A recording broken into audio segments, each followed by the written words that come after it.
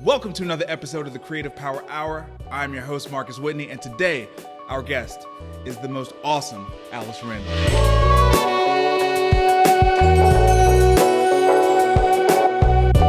Hey. Alice, how are you? Marcus, it's wonderful to be with you. I'm so excited that I was able to get you on the show. I know this is an incredibly busy season of life for you. Crazy busy. Yes. But I'm jealous that my daughter's already been on the show, so Yeah. I have to be on here with you. Well, you both are just incredible creative entrepreneurs and givers, you know, to this community, but the broader community. And you've been so kind to me and to my wife. You've just been very, very thoughtful. So it's great to be able to have you on the show and share sort of what I know about you to the audience who listens and watches the show. Well, considering I consider you to be the coolest man in Nashville, I am thrilled that you and Rachel, your wife, noticed us, and we've been able to collaborate on some things. We're overdue for dinner. We're overdue for dinner. Okay, so let's make that happen. Yes. Okay.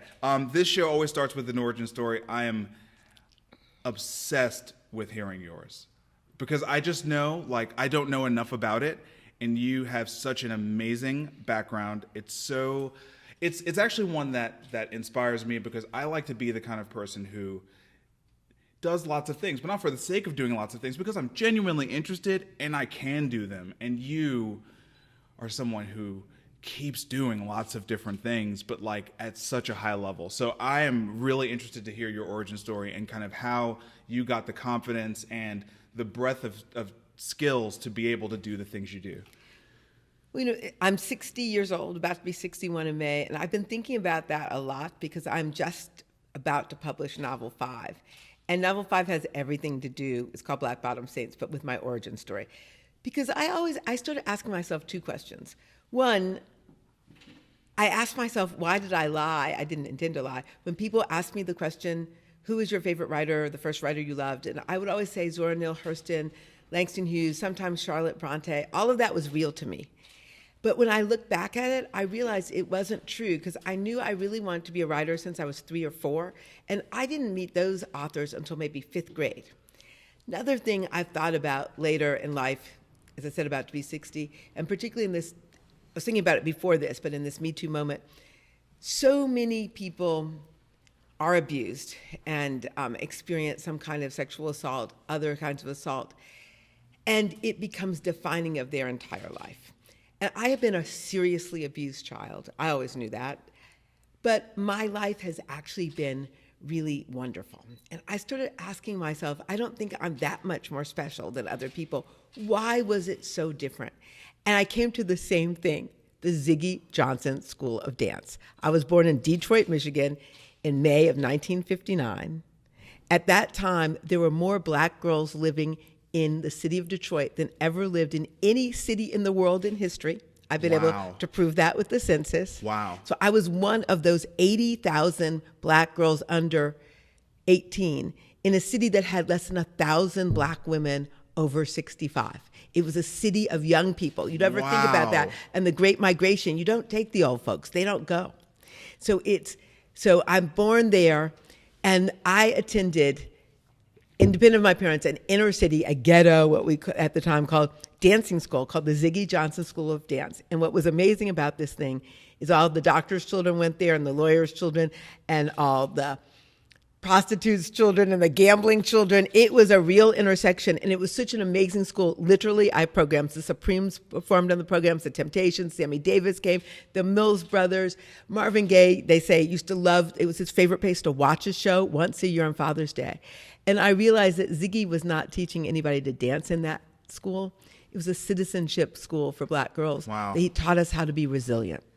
Wow. He taught us how to be resilient. He took these wild and weird stories of people like Night Train Lane who had been abandoned into an alley and wrapped in newspaper. So when I think of the things my mother did to me, I'm thinking it's not as bad as what happened to Night Train. Mm-hmm. There's all these things he had showed me about innovation and resilience and being referential to your own self. dancing with a drum of your own memory, identity. He had prepared me to transcend any trauma. Wow. In a community of other women. So one, I was born in Detroit City with that chin up Detroit attitude. My father was really a strong man and a smart man, and probably some people said he had legitimate and illegitimate businesses. I'm not 100% sure of that, because he kept it very sanitized on my side. And he is no longer living. But he was certainly a stunningly beautiful man, and a man everybody in his community respected. I remember the story I haven't been able to put in any of these novels, but I'll tell you here is that my parents divorced when I was about 8 or 9 and moved to Washington, D.C., where I lived in went from an all-black world to a very integrated liberal world in a progressive private school where we called our teachers by our first name and no grades. And I, of course, learned in that school, this is 1969, 1970, that drugs are horrible and they're killing the black community. And then I'm thinking about my father's friend, Lafayette, who I know is a drug dealer, like the cocaine or heroin king of Detroit. My father is such a strong man and so respected in that community and had so much respect for his daughter.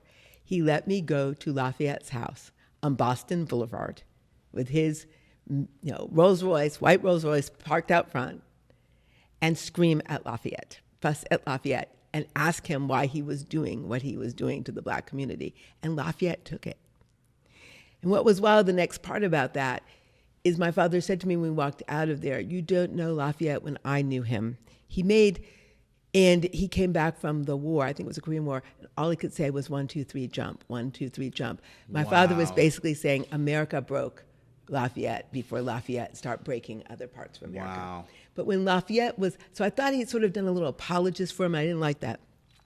Shortly after, I can't remember now, 1, 2 years later, Lafayette was gunned down on the steps of a hospital. And my father took that as an opportunity to tell me, by a young woman, that he was trying to extort sex out of for the little bit of money she owed him. And he said, number one, you should not put a weak person in a desperate situation because you don't know what they'll do. He put that weak woman, but more importantly, he said he shouldn't have flexed his power on her. Yeah. Should not, the powerful should not oppress the weak. Yeah. And so it was wild. So I came out of a world of storytelling and powerful storytelling where the risks were really, the stakes were high.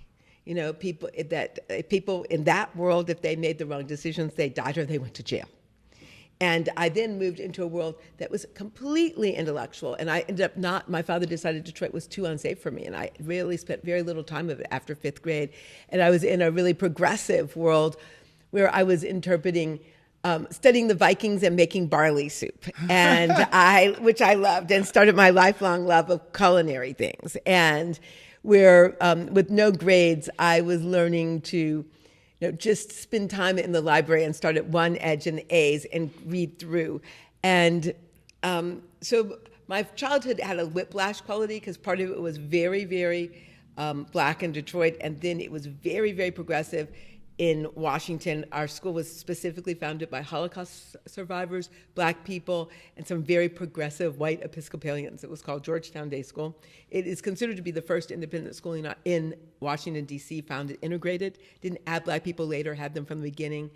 And it really had, I felt the motto was, we were supposed to be like the Jews at Masada. We'd rather die than do something we didn't believe in.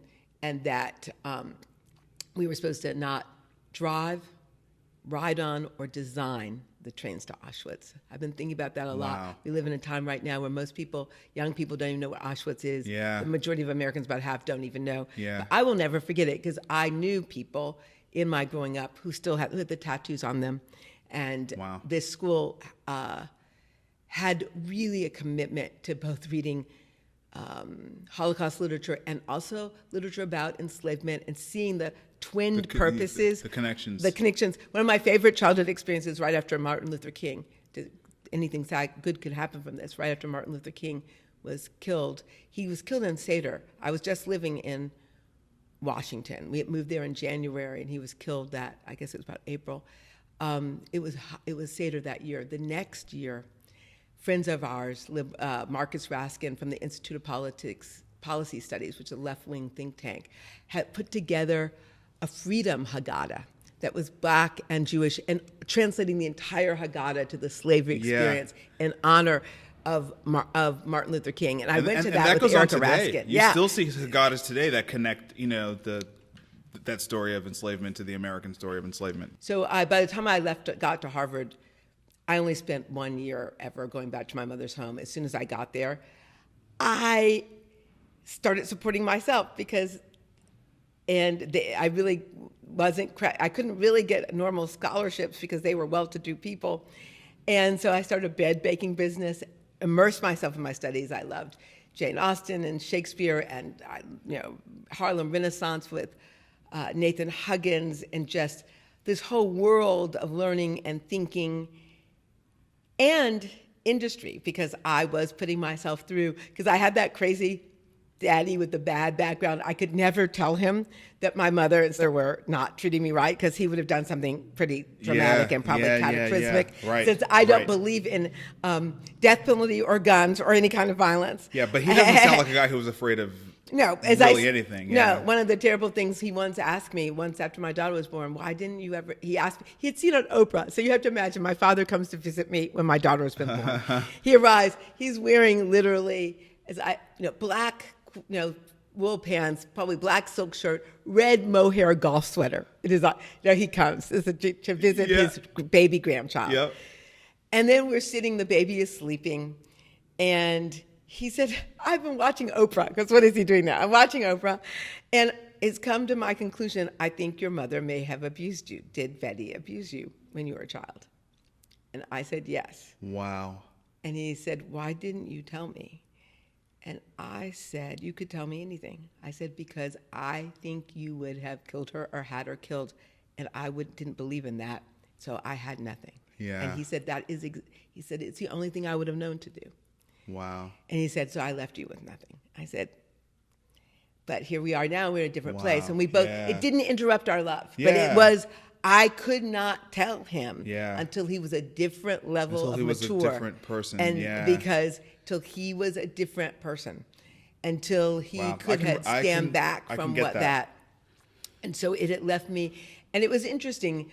It's one of the reasons, although I'm completely very supportive of and aggressive in defense of children and aggressive in creating laws to protect children from abuse, I've always thought those laws should not be draconian, because it's very hard for children to pull the trigger if the laws are draconian. Because even I thought about, in my circumstance, other people in the family, people who are dependent on an individual, what they would do. I was prepared to pay my own way, but I realized that everybody wasn't. Right.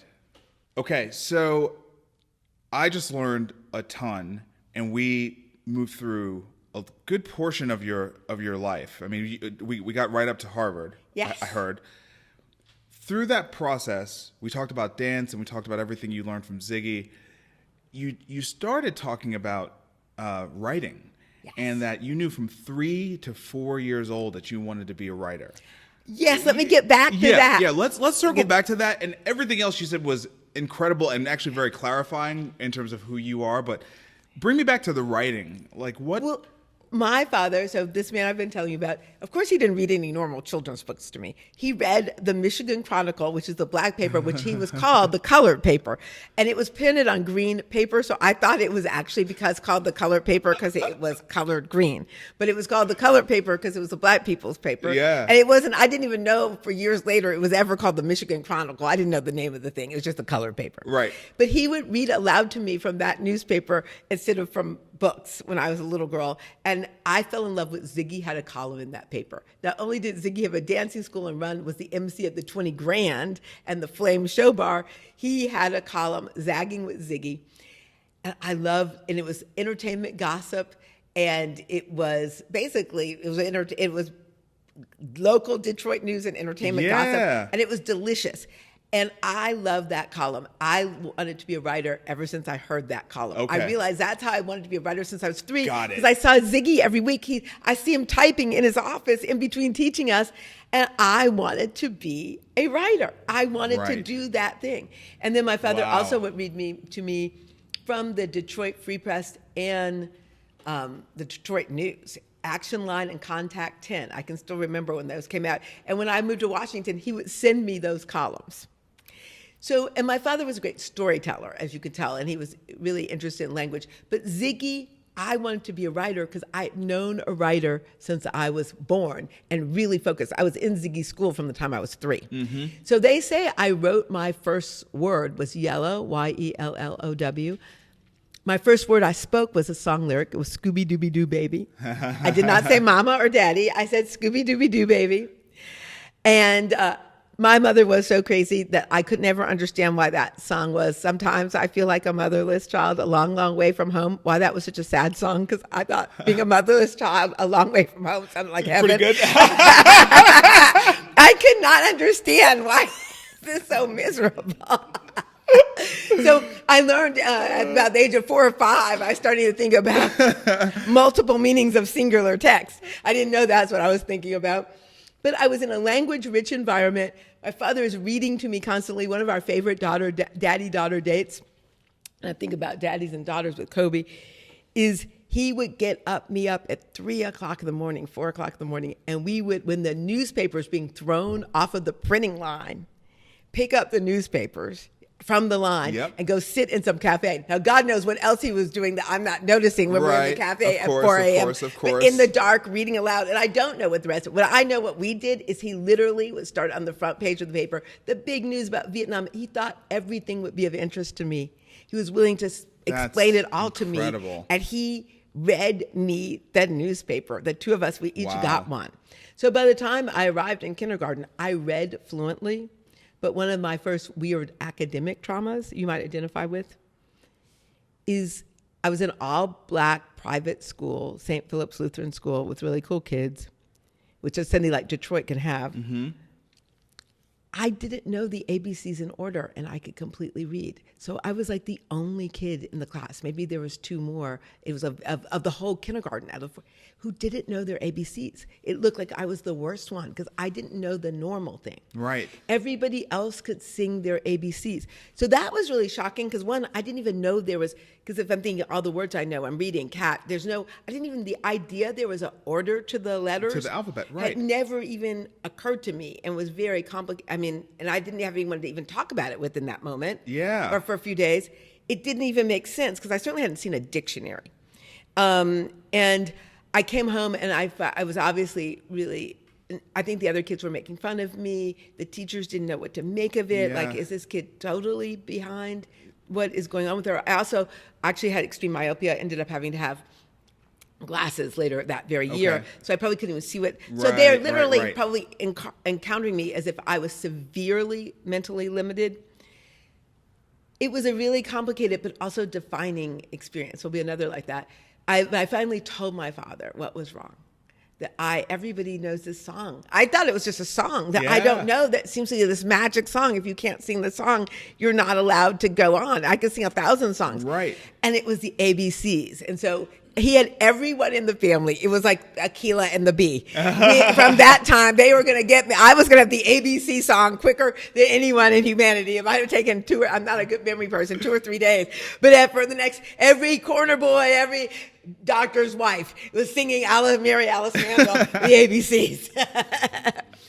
Another time, I had to go back in preschool. So that was great because I learned that my progress is not going to look like everyone else's. And what he really taught me was he was going to teach me that song, but he said that song isn't necessary for you. Right. They needed to go through that step. Right. You didn't. Right. He also taught me that. He said, you didn't need that step until you need a dictionary. And he showed me then what a dictionary was to organize the words. But before that, the other really cool thing that's influenced me a whole life is when I was in my nursery school, which is also a cool all-black nursery school. They wanted us to paint these representational art, your normal house, dog, whatever. And there was going to be a big art show that was a big thing in Black Detroit, and we were all working towards it. And I kept on wanting to put up a pink and surround one pink with 3 different greens or blues and then put the same pink next to it. I was literally surrounded with different colors because I realized the pink looked different when I surrounded it with different colors. Yep. And I was very abstract. It was really, I loved it. I was engaged with it. And the woman they were telling me I had to do this other thing for the art show and that they knew I could do it really well. And I thought, I'm going to do a really amazing version of this thing that's really, and they're going to love it. Yep. They refused to put up my art. And it was an interesting decision. My family, I think my father could have flexed on them and my mother, and they would have put up the art.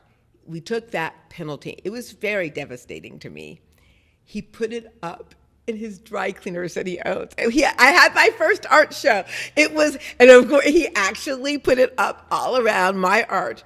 And my mother was still trying to interpret it and say, well, I think that one looks like a racetrack, and this one looks, and my father said, Alice says that they are the colors, and it's like this movement of he got what I was saying when I was 4 years, that they are just the colors. It's not, don't be saying they look like anything else. Right. But he gave me an art show, and he learned. So I learned. I let other people keep their own rules if they want, and if I don't like those rules, I did not conform. I took my game somewhere else. And found some people and a place that is so where empowering. It was so empowering, and it was interesting because there was a loss. I had to, in the school thing, I held my little 4-year-old head up with my family that everyone else had theirs, and I didn't have mine there. Yeah. And we still attended. Yep. And then they were up for a day or two. In that too. Yes, and I supported their art. I love other people's art. Yeah. I still love what they did. Right. I didn't see why they couldn't let me do what I wanted to do too. Right. But sometimes you have to go into another space. And I have found, and then I became a community space. And so what I loved is, as much as I went to Harvard and write about Jane Austen and Shakespeare at different times in 17th century Puritan sermons, that art show, he put it in his inner city. My father also had one in Grosse Pointe, dry cleaner, that I am in connection with my community and the street and talking to everyone, high and low, from my very first performance. That meant the world to me. Yeah. The beauty, because there were women and men who walked in there and just saw the liveness of the colors, just saw the play, just saw the wildness, and it made them smile. Yeah. And I was so glad to have done that. So I learned by the time I was 6, I knew I'm not your ordinary student. I didn't know the ABCs when everybody else knows it. And I don't want to do paintings that look, because I knew the house didn't look like a house and the dog did not look like a dog. These other 6-year-olds might have been interested in their houses and their dogs, but I knew the one I did not look like a house and was not interesting to me. And it didn't like what is that? I didn't want to do that. Yeah.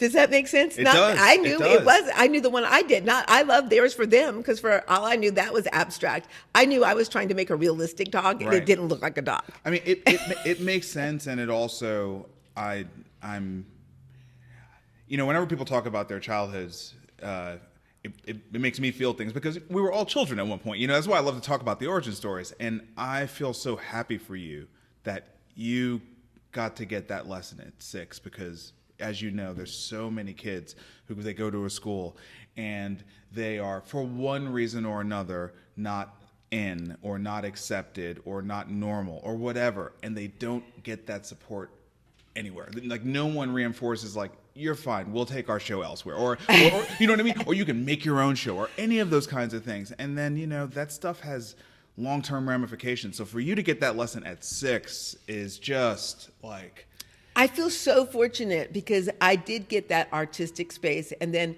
even though I was literally kidnapped from Detroit to Washington in one of those weird normal parents kidnapping one kid from another parent, and my father literally didn't know where I was and all of that. Yeah. My mother did put me into this wildly wonderful school, Georgetown Day School, that didn't have grades and that really was very free-spirited. And they would often give us a work on Monday, and you just turn it in, do it self-paced during the week, and do it on Friday. That when I wanted to do my report about the Vikings by cooking food, or the same thing, I ended up doing a lot of my reports. And I remember doing, even in the 9th grade, about the Great Gatsby, doing a Nick Carraway cake and a Gatsby cake, and all my interpretations of them based on things in the cake, as well as another time reading all of Proust and baking madeleines and things, and Proust in French. I was given the space to do that and to go on my own adventure. And to this day, I never had a job working in an office until I was well in my 40s. Wow. I mean, probably till Caroline was going off to college. I've worked for myself with that baking business. It did not prepare me for any normal conforming life and going to offices and meetings. I just love to actually work, actually engage, actually make art, actually make money. Actually, I've never I've never learned the administrative meeting thing. I do it when I have to, but So we had a show with Caroline, and we talked about her upbringing. Obviously, you were part of that. I'd love to ask you about you bringing Caroline into the world. I'd love to, because that I've never been able to do that, and you two have such an incredible relationship. You know, like a lot of people have good relationships with their parents, but you have like a working relationship. Like you all, there's like a mentor, spiritual sister, you know what I mean? Like you're mother and daughter, but it's, you know, y'all are tight. So talk to me a little bit about like when she came, it feels to me like when she came into your world, things changed. Yes. Well, that is the best question. And, you know, no one has ever really asked me that question like that, Marcus. And I want to just stop and say, before I tell you the answer to that, you are truly a special mind and spirit. And one of the things you do is that you discern where the center of things, where the center is, and where the center that takes us forward is. And the center that takes us forward is always the obvious center. And so actually you have really drilled into my story. Caroline was a huge turning point for me. Two things. One, as I've said, and I share this because I want to be optimistic to people, provide light to people who are in the situation now, particularly young people. I had a really abusive, crazy mother. And so being a good mother was always my number one ambition. And it's my number 1, 2, and 3 ambition was to be a good mother. So one, it mattered a lot to me. I have a wonderful, amazing daughter, and having Caroline, we had an amazing experience from the very beginning. So much more so than I ever wanted to be married, I wanted to be a mother. And when I was married and had Caroline, actually it was a very difficult pregnancy that they tried to get me to abort, literally. I spent almost 6 months on bed rest. And I remember that first big ultrasound, I could see her sucking her thumb, and I named her in utero there, Caroline, on the table. And they said, don't name her because you're going to lose her. I said, I may lose her, but I'm going to name her, pray for her, pull for her, think towards her, and I will mourn if she dies, but it will be with the name. That is, so it was really interesting from the very beginning. We had the weird thing that supposedly I did 6 months of it, that they said, this child, you know, you may bring her into the world, but you are probably going to die if you continue doing this. So I actually have had that moment where many times over 6 months, they keep on saying, pick her, pick you. And I said, wow. I'm going for her. Finally, she was delivered in an emergency cesarean. The first they looked at it, they thought she was just not right. I spent the first few months, they thought Caroline was possibly not blind, deaf, and severely mentally injured, brain injured, from the birth, from the problems going on, and from the oxygen they had to give her at birth. And I still loved her. So we started off literally, since I wasn't sure she could see anything or hear anything, if she was awake, she was never put down. Because I said, how will she know there's anyone there loving her? I would literally waft sweet-smelling things in front of her nose because the only sense they thought for sure she had was smell. And so I would make little smell poems and smell short stories in front of her. And it ended, my first marriage ended, he couldn't totally handle this at this point. Because she couldn't even roll over at 3. Caroline never said, at 14 months, she didn't barely say mama. But the doctor, and my best friend Mimi and I were just down for her. And literally, she had a nanny. I had a full-time nanny that I was able to afford that, so it wasn't, and she literally was not put down if she was awake. And, you know, and we had a really full, I said, if she has a tiny world, it's going to be wonderful. Yeah. Because she's got a mother who's going to be devoted to her. Yeah. But sometime like about 16 months old, she went from not even saying mama, because you can imagine that was heartbreaking to me. Yeah. Just saying artichoke, please. And now I say if she was brain damaged, I guess I was having Einstein. Because she's smarter than I am. She's one of the smartest people I know. Which just shows you doctors don't know everything. No. And that Jocelyn, and I've seen big, real doctors. This is not Hinter. These are top people. And she is just, you know, and she actually was not an early, quick reader.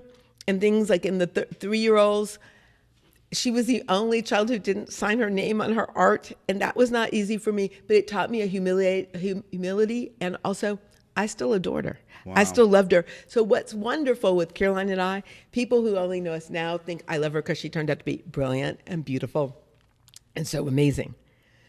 But we started off when I could feel her amazing soul, when I thought she would be the child who never could even go into a normal kindergarten. Wow. We bonded in true love, and she was so much joy from the very beginning. And then when she could talk, and the things she does say, she's so wise. Like once she just looked at me, fifth grade, and said, we may both have one parent like I'm like George, but we do not. We may both have the same father, but we do not have the same mother. She sees who I am. Mm-hmm. And the one time Caroline ever met my mother, really, as an adult, we walked out of there, and Caroline might have been in 8th grade. And she'd always wanted to meet my mother, and I always said, no, I'm not going to do that, because she was really not right to me when I was little. But when she was dying, I took care of my mother for 18 months, 2 years, because I always try to do everything I can mm-hmm. for someone. And the one time after Caroline met her, she said, I don't need to meet her again. You're my Shiro. That she could see how my mother treated me on that occasion. Mm-hmm. And Caroline, she's always been wise. She's been deep. She's made great use of everything I ever gave her, but more. And she has been, it's so creative and imaginative, because I got to imagine my half of our relationship, because I couldn't base it on what my mother and I'd had. But I had a lot of my father, but my skill set is so different than my father's. Yeah. My father, I'm so femme, such a writer. He's such a man, so macho. He had a lot of femme in him, too, of his deep willingness to love his child, his fierceness. Yeah. So Caroline and I, so by the time she was in kindergarten, first grade, I was the mother who gave her the Riverside Shakespeare and say, smart people are never bored, make up your own games, like the little, and she was a child who took to that. And so, and we've cooked together, making crepes and risotto. Our life is some kind of happy work play. And what I love is I truly do respect her. Now that I'm 60 and she's 32, she's an artist in her rising prime. Oh. And it's so amazing for me that I raised in my own house a better editor than I am, that she is generous enough to now look back and support me in my work and the things that we collaborate together. She has exceeded me, and I'm mature enough to be thrilled with it. I am so thrilled that she's taken it further. Started. She's just getting far. Like I get chills thinking about Lucy was just, it's just. Wait, Lucy Negro, but she's third generation. Let me tell you this: if she didn't, generation we did Shakespeare. But do you know third generation? Because my father came out of Alabama, never had a pair of shoes till he was 13 years old to come up to Detroit. Yeah, they never went to school because his father was tough like he was. Yeah, and so his father wouldn't send him to school down in Alabama because if they beat the black kids so bad. Right. So my father never went to school till he went to high school in Detroit. He became captain, star basketball player, mm-hmm. star student. He memorized Hamlet. He said it reminded him of the King James Bible. His whole vocabulary was only what he got in church. Wow. For reading. He never learned to read. He learned it in the Bible. Gotcha. So he went to Shakespeare. Then I did with Harry Levin at Harvard. Then Caroline did with Greenblatt. She's a third generation Shakespeare scholar. I love that. But my daddy loved Shakespeare. Then I love Shakespeare. I got it from my father. And then she took it to a place neither of us could have ever touched. But she's taken us. I have said to her at times, and she's been up to this, it's a lot of pressure. I said, Caroline, you're some of the best that survived the Middle Passage. We got it. Mm-hmm. We all mm-hmm. of us here in America. No question. We're black. No question. Are some of the best that survived the Middle Passage because we had the resilience. No question. So having Caroline was a joy. And then when she went up, my 20s, I was a songwriter. So my whole thing, I came to Nashville out of Harvard with the idea. I was from Motown, so I knew that you could make money on music publishing. Right. I knew I wanted to be a novelist. I was tired of having a little bread baking business. That's a hard way to make money. Although ultimately I made some good money in food eventually. I thought I would support my serious novel writing by being a songwriter. And I did. I've had 30-some recorded country songs. Glenn Campbell, Trisha Yearwood, Mo Bandy, some other people. Wrote a video of the year for Reba McEntire. And once I did that, I took a little venture I wasn't planning into screenwriting. I got to work with Oprah's company for a couple of movies, Quincy Jones's company. I've worked with Reggie Hudlin, who produced Django Unchained. Reggie and I have been tight since we were 18 and 19. We met. Reggie's done a lot. We met in a dining line at Harvard. We lived in North House together. And they used to say I was the only Hudlin sister. So I love that. That's amazing. And Reggie and I have a project right now. We're hoping to work with Callie. We are not hoping. Callie, Caroline, Reggie, and I trying to do. She told us about this. The Black Bottom Saints TV show, series. So that's really going. Reggie and I have been together as collaborators 40 years. So this is a good time to turn to this book, and maybe just quickly run through the previous 4 novels that you had, just so people can kind of know like. When Done Gone, New York Times top 10 bestseller. It was a retelling of Gone with the Wind from a Black perspective. The second one is Pushkin and the Queen of Spades, which I love, which is about a Black academic woman who has a son who is a defensive lineman for the Titans and is about to marry a white Russian lap dancer. And the whole book is either a suicide note or a love letter to her son. She's going to either write her way into the wedding or write her way out of life. Oh my God. Yeah.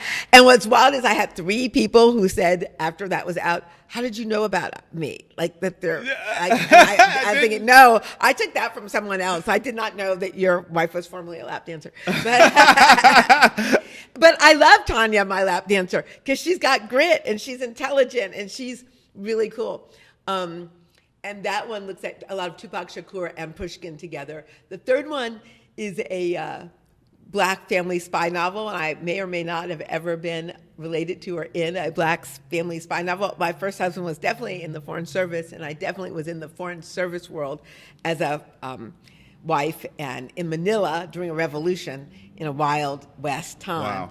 Wow. Caroline was actually conceived in Manila, and we also served in Martinique, and her father was at the UN when she was an infant. So the fourth one was Ada's Rules. That's the book that got me from being way over 200 pounds to under that. And I'm proud to say right now I'm sitting here at 150 some pounds. Those Ada's Rules are still working. You are tiny. Way down from 225 way back. And this 5th one is the novel of my lifetime, Black Bottom Saints. It's everything I distilled about moving from trauma to transcendence, about resilience, about how Black culture can be a window into universal culture. So it's both very Black and totally human and world beat too. Yeah. And it also has cool with alcohol and without alcohol cocktail recipes in it. Yeah. One for each. Yeah. One for each chapter. It's in the form of a hagiography. So just quickly going back, my first novel was a diary, When Done Gone. My second novel was a suicide note. My third novel was a spy novel. My fourth one was done in the form of a diet book. Ada's Rules is an actual diet book. And my 5th novel is a hagiography. It's the old school Catholic lives of the saints. But all my saints are mainly wild Black people and 2 white people, because I would never do something totally unintegrated. And some of the Black people are. So I have Tallulah Bankhead and a guy called Minot Joke.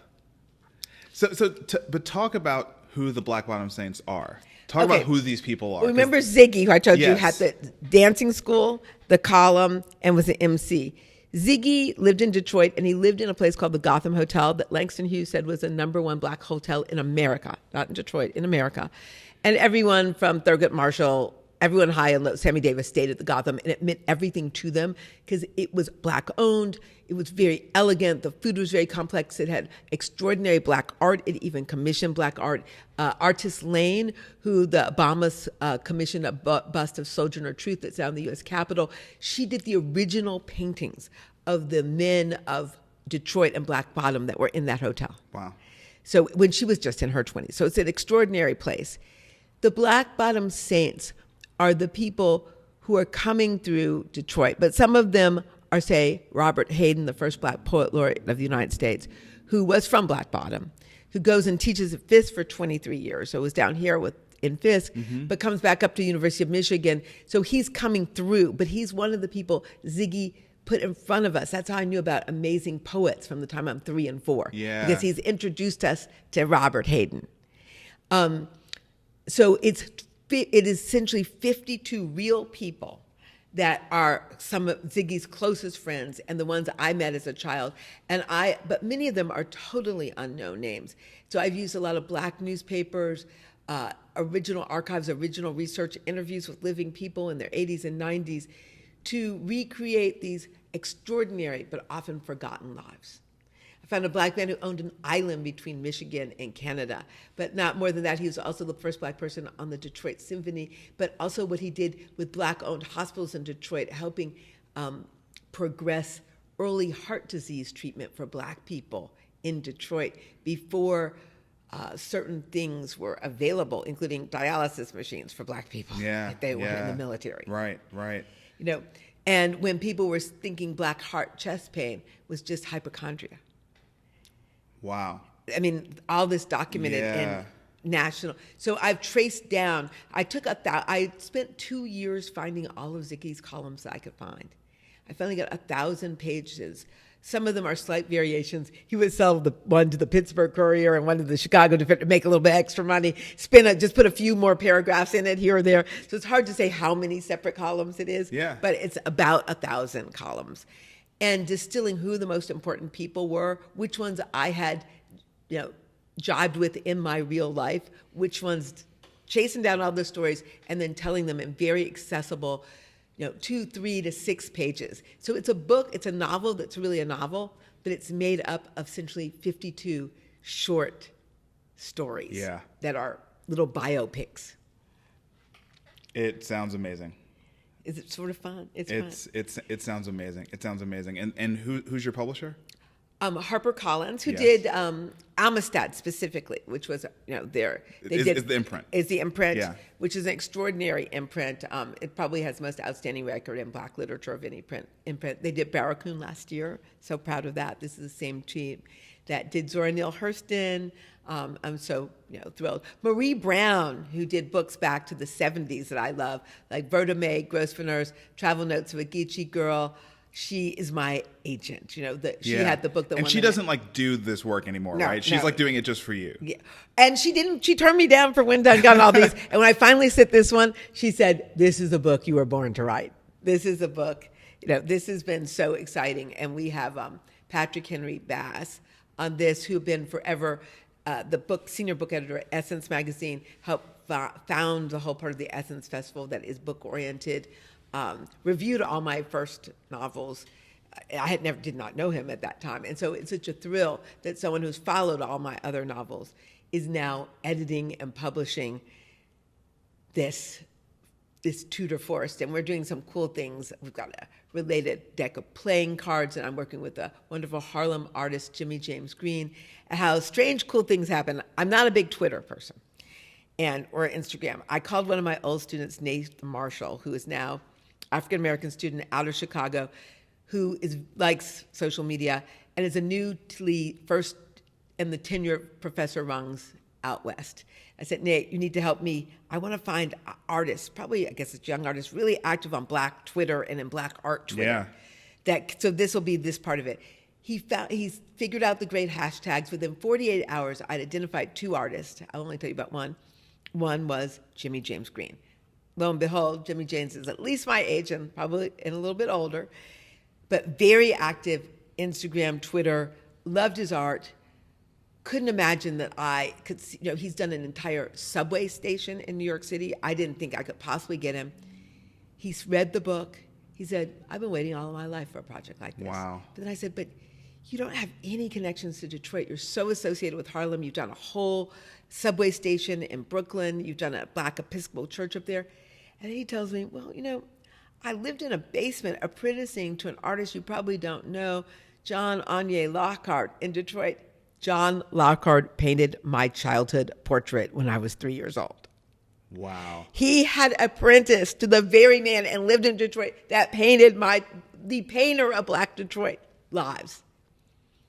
I said, you are my man. Yeah. We worked together, and he has done 54 original paintings. Our Joker is Arthur Kitt.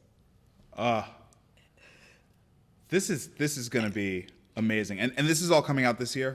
In August. And what's exciting about it is that No, Ziggy's on his deathbed telling the lives of his saints. And the one person... In the book? In the book. Okay, That's it. okay. He was on his deathbed telling the lives of his saints so that his girls will have them when he's gone. He's knowing he's dying. Okay.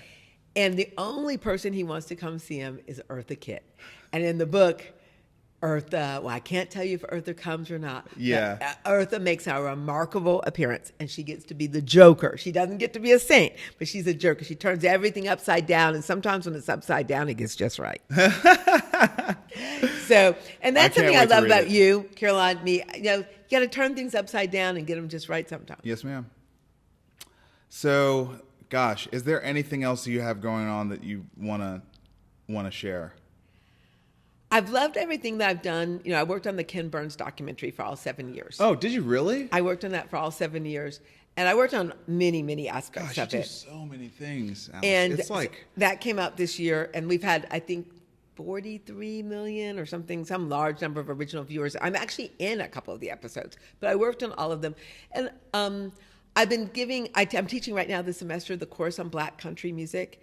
And so that's been an area of my scholarly research in the last 5 years has been a drill down into the history of Black country. And since we're recording this from Nashville, I always want to now shout out the name of Lil Hardin Armstrong. Mm-hmm. She is the person that, it's considered with the big bang of country music that it's Mother Mabel and Jimmy Rogers and the Bristol stations. And it's considered, everyone considers Jimmy Rogers' biggest song to be Blue Yodel, number 9, Standing on the Corner. Mm-hmm. It says Jimmy Rogers in orchestra. Well, orchestra was only Lil Hardin and Louis Armstrong. And Louis on a few bars, and Johnny Cash put him on the television show, so everybody knows that, and they're talking about it, but they never mention Lil. Lil is on every bar. The piano is on every bar. And she probably wrote the song. And I have been able to pull together and publicize that information. And I got Louis into the documentary. But Lil, people are so far from knowing that. There wasn't a space for that. And so I'm always interested in where is the space for that additional information. Yeah. And what's hard is when people don't know so much, you can only feed them tablespoons at a time. At a time, right. The new information. And Lil Hardin Armstrong, sometimes I give a speech and I take one song of hers, Strutting with Some Barbecue, and I list just by the year all the recordings of it. It takes me just the name of the year and month. It can take me 3 or 4 months. That one song has been 3 or 4 minutes to do that because that song has been recorded so many times. And after her death, she died on a piano bench singing St. Louis Blues in honor of Louis Armstrong, her ex-husband then. After her death, Ringo Starr had a number 1 on one of her songs. She's probably the most important songwriter that ever lived in Nashville. She went to Fisk for 3 years. Wow. And no one even knows or talks about her here. There's no plaque to Lil Hardin. I mean, I knew about her because of you, because you told me about her, but... I really want to, but I've started to give, I've given talks this is about becoming Lil like a thing now. Hardin, because we've gotten Louis across the line. He made it into the special. But Lil, literally, when you talk about important songwriters and songwriters should be in the Hall of Fame, she has, just the thrill of it, The Year I Was Born, Ray Charles, number 1. She has so many songs. Ringo Starr. She had songs after her death. But you know what she says in one interview? I just wanted to be a little star. I take so much lesson from Lil Hardin Armstrong.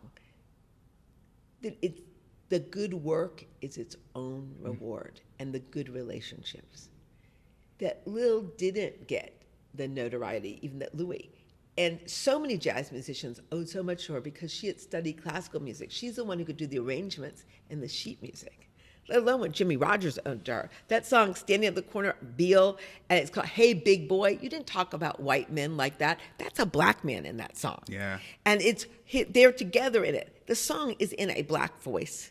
I'm talking about the narrative voice of the song. Yeah. That's, I can't prove it, but I am certain that is Lil's song. Jimmy Rogers had never been to Memphis, let alone Beale Street, when that song came out.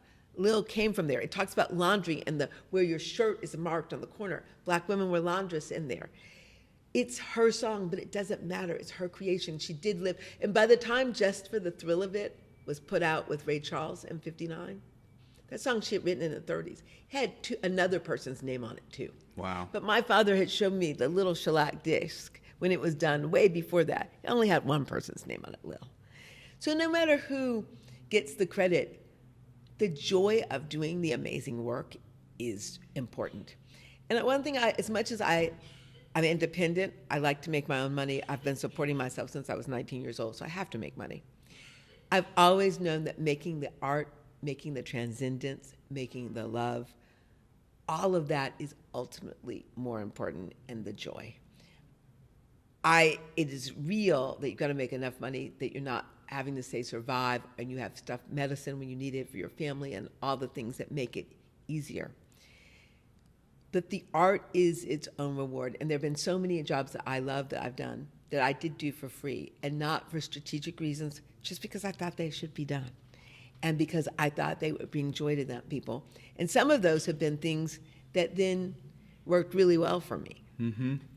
You know, X's and O's came to me a really weird way, which is my biggest song. It was a #1 for Trisha Yearwood. It's in the top 20 recurrent country classics now, which is wild. Wow. You know, I did make money on it this year in 2020 on a song from way back, Caroline. I mean, that song is, maybe it's 20 years old. Wow.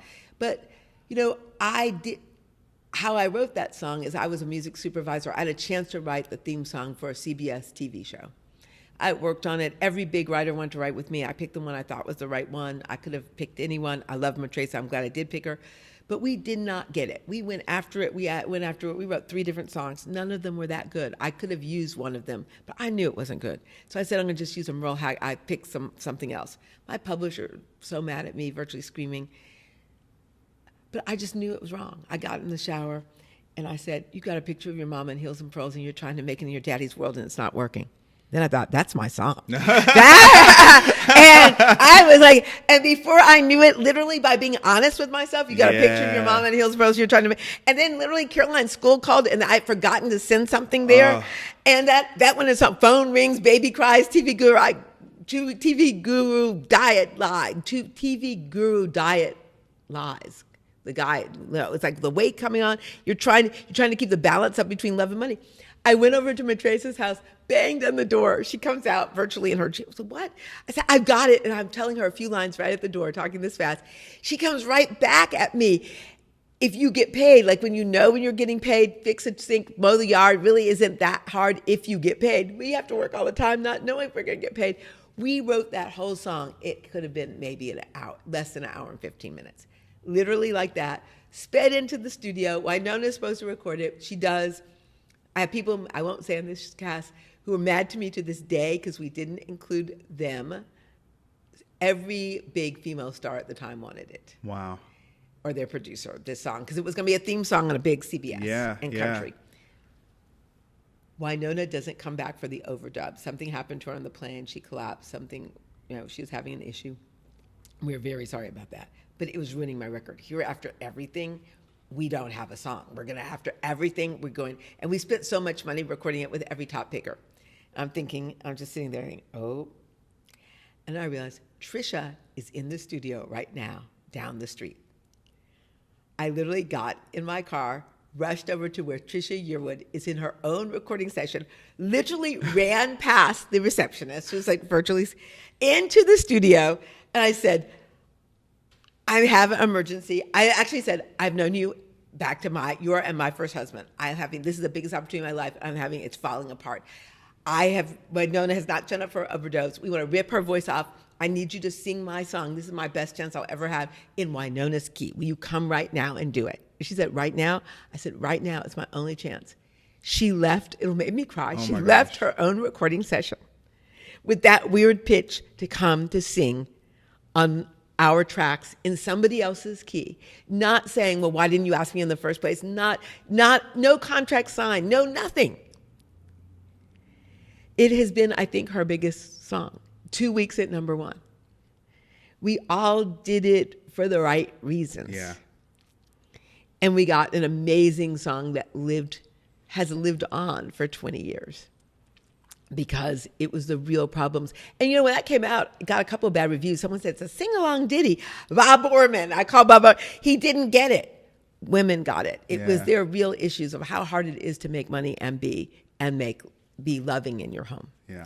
Those are real things. So it's an adventure. Yeah, there's no better way to end this than that. But we'll have you back on the show after the book goes global and your life is even more fabulous than it is now. Alice, thank you so much. Thank you, Marcus. Thank It's you. always wonderful to be with you. You're my inspiration. Yeah, you're mine. I mean, more so after the show. Like, that is just incredible. Thank you. Thank you. Until next time, peace.